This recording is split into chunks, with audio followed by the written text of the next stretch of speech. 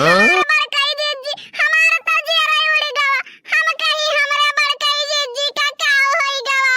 मुंह लटकाए बैठी बाटी अरे अब काव बताई ललका बहिनी आज काल जेतना मेहरारू बेटवन का बियाह कई के लाइन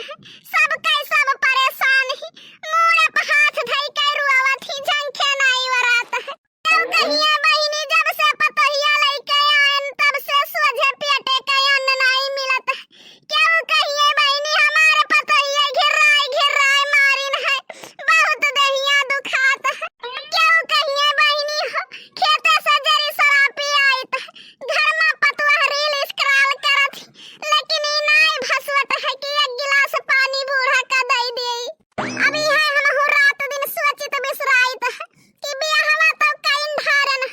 पतहिया देखो कैसन मिली है अरे बड़काई जीजी अभी इतना चिंता ना करो दुनिया संसार कई है हाल है अगर एक पर हुए तो दिन ना कटे लेकिन दुनिया के देख देख जीव बुझावे है जाओ दखना ही का जीव बुझावे